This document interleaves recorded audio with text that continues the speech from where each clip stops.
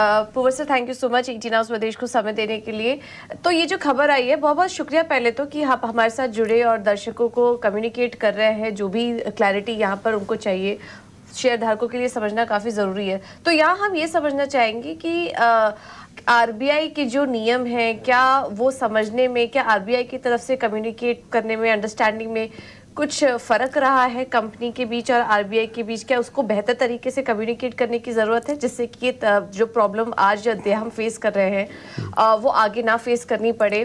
और ये जो गोल्ड वेट की बात हुई है, आरबीआई गोल्ड वेट के नियम को भी ब्रीच करने की बात कर रही है डिसबर्समेंट में, इसके बारे में थोड़ा क्लैरिटी दीजिए और इसे कंपनी किस तरीके से एड्रेस कर रही है?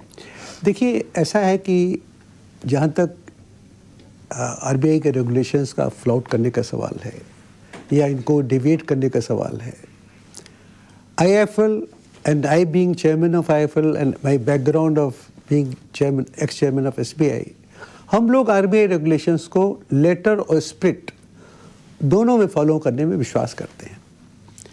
हम लोगों ने जो अपने सिस्टम बनाया है वो सिस्टम हमारे इंडस्ट्री प्रैक्टिस से है, जो भी इंडस्ट्री में प्रैक्टिसेस हैं। लेकिन अब जो आरबीआई हमको रेगुलेशंस, जो हमको इंस्ट्रक्शन दे रही है, as a board, as a company, हम लोग ये तय कर रहे हैं कि हम उनको स्ट्रिक्टली फॉलो करेंगे। हमारी एक्सपेक्टेशन बस ये होगी कि जो हम फॉलो कर रहे हैं वो इंडस्ट्री में दूसरे भी प्लेयर्स फॉलो करेंगे और there would be a level playing field for all. हम लोग कंटिन्यूसली आरबीआई से एंगेज कर रहे हैं आगे जा कर के, जिसमें कि जो भी कुछ हमारे बीच में डिस्कनेक्ट है उसको हम उनके सेटिस्फेक्शन का उसको सॉर्ट आउट कर सकें। बिल्कुल अपूर्व जी, फिर ये भी समझना चाहेंगे आगे का प्लान ऑफ एक्शन क्या होगा? क्या इसके लिए आप कोई कमेटी फॉर्म करेंगे? क्या कोई टाइमलाइन आपने अपने दिमाग में सेट किया है? ये भी समझना चाहेंगे। और अगर एक बार इशू रिजॉल्व हो गया तो ऑपरेशनल फ्रंट पर ऐसा कहा तो जा रहा है कि कंपनी को कुछ झटका लग सकता है।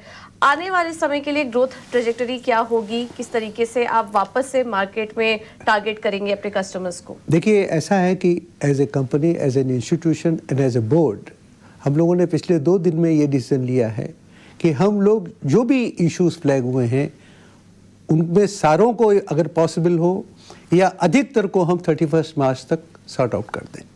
हम लोग कंटिन्यूसली आरबीआई से एंगेज करने जा रहे हैं कि जो भी हम प्रोग्रेस कर रहे हैं उनको सॉर्टिंग आउट करने में उनको हम अपने एक्शन से सेटिस्फाई कर सकें और उनको ये बता सकें कि हमारी कोई भी इंटेंशन उनके किसी भी इंस्ट्रक्शंस को या रेगुलेशन को spirit and in letter follow करने में है।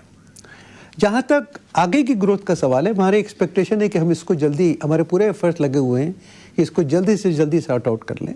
लेकिन हमारी एक आईटी एडवांटेज है, हमारा जो आईटी इंफ्रास्ट्रक्चर है वो हमारा आईटी इंफ्रास्ट्रक्चर काफ़ी अच्छा है। एक बार हम अगर इस इशू को जल्दी ही सॉर्ट आउट कर लेंगे तो हम 2025 और 2026 में अपना मार्केट शेयर भी मेंटेन करेंगे और जो हमारी अभी तक ग्रोथ रही है उस ग्रोथ को भी हम सस्टेन करने की पूरी कोशिश करेंगे। अभी इस रिस्क को देखते हुए पूर्वर जी ये भी समझना चाहेंगे, पहले तो आप अगर हमें करंट नंबर बता पाए कि गोल्ड लोन फिलहाल कितना कंट्रीब्यूट कर रहा है आपके एयूएम में? वैसे तो पिछले क्वार्टर के नंबर्स हैं, लेकिन करंट थोड़ा आपसे कमेंट लेना चाहेंगे, कितना कंट्रीब्यूशन अभी फिलहाल है और क्या इस रिस्क को देखते हुए प्रोडक्ट में इसमें क्या आप कुछ बदलाव करेंगे? देखिए, ऐसा है कि हमारा market share gold loan business में हमारे एयूएम का ऑलमोस्ट 30% बिजनेस कंट्रीब्यूट करता है और जो बदलाव हम लाने की कोशिश कर रहे हैं, जो बदलाव ला रहे हैं, उसका इफ़ेक्ट थोड़ा बहुत तो हमारे बिजनेस पे उसको देखना है आगे कि क्या इफ़ेक्ट आता है। थोड़ा बहुत इफ़ेक्ट तो ज़रूर आएगा, लेकिन अभी तक जो, जैसा कि मैंने कहा कि हमारी कंपनी में हमको विसा और कंपटीटर्स थोड़ी सी आईटी एडवांटेज, टेक्नोलॉजी एडवांटेज है। तो मैं नहीं एक्सपेक्ट करता कि एक बार हम कंटिन्यूसली आरबीआई से एंगेज कर रहे हैं। कोशिश हमारी है कि इस इशू को जल्दी से जल्दी रिजॉल्व करें, क्योंकि हमारे जो कस्टमर्स हैं, अधिकतर कस्टमर्स वो डिसएडवांटेज क्लास से हैं। दे आर स्मॉल फार्मर्स या स्मॉल बिजनेसमैन या स्मॉल, तो हमारी कोशिश है कि इसको जल्दी से जल्दी रिजॉल्व करें। और मैं एक्सपेक्ट करता हूं कि 2025 में, जैसा मैंने आपसे कहा कि मैं एक्सपेक्ट करता हूं कि 2025 और 2026 में हमारी ग्रोथ जो अभी तक रही है उसको हमारी पूरी कोशिश होगी कि न केवल इसको बरकरार रखें बल्कि इसको इम्प्रूव करें। और उन्होंने आगे के अपने ग्रोथ प्रोस्पेक्ट्स को लेकर भी बताया और आरबीआई की तरफ से एक्शन पर उनका प्लान ऑफ एक्शन क्या होगा आने वाले समय में, इस पर भी उन्होंने अपनी सफाई दी है। चलिए कंपनी पर आगे भी हम चर्चा जारी रखेंगे शेयर प्राइस पर, लेकिन उसके पहले लेते हैं